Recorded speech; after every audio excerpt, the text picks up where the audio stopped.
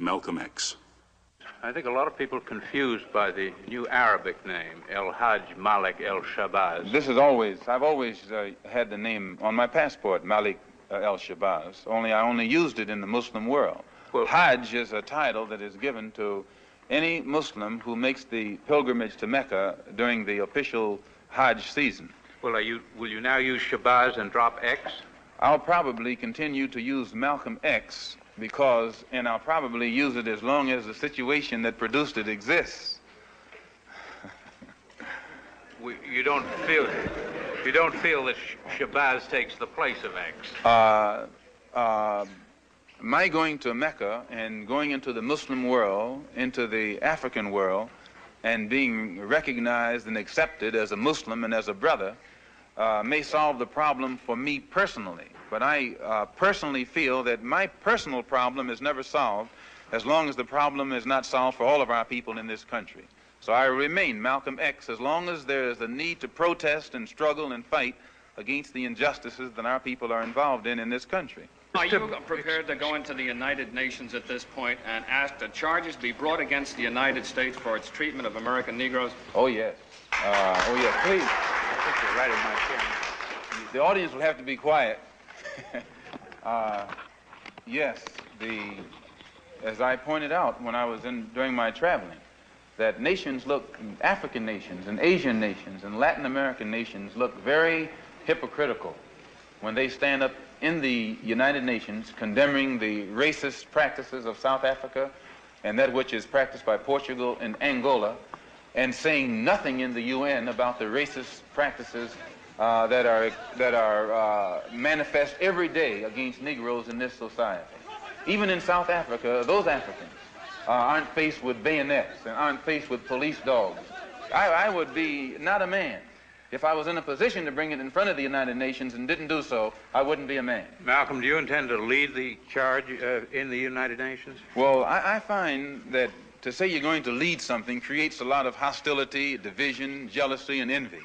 I hope to work with any group of leaders or any group of organizations to do whatever is necessary to see that this problem is brought before the United Nations. Have you had any commitments from any nations in Africa to support you in such a move? I would rather not say at this time, but one thing I found in my travels, all of them look upon us as their long-lost brother. You realize the implication is that you have had such commitments when you say... This is your interpretation of what I said.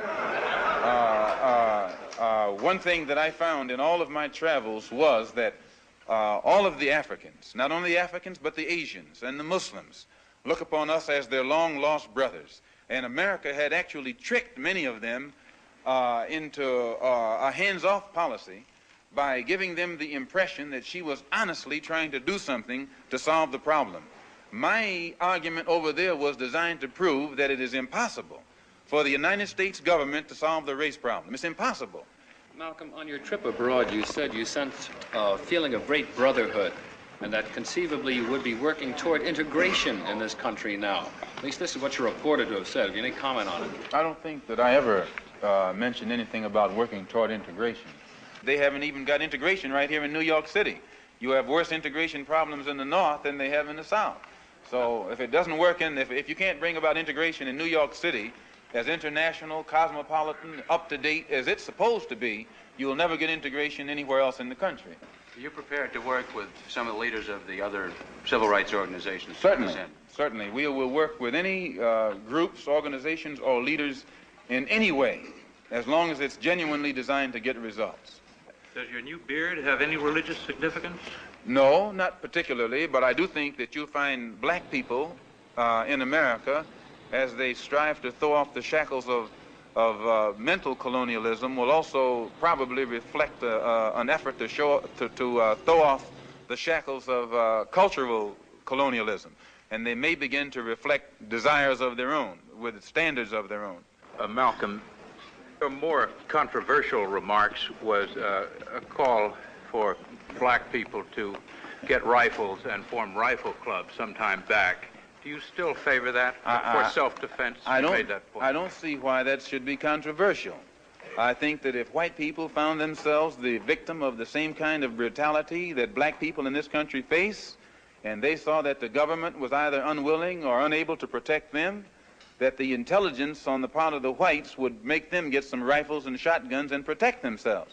Now, Negroes are developing some kind of intellectual maturity too, and they can see that having waited upon the government to protect them has been a wait that has been in vain. So any of them who live in areas where the government is not able to do its job, then we do have to get together and do a job of protecting ourselves. No Negro leaders have fought for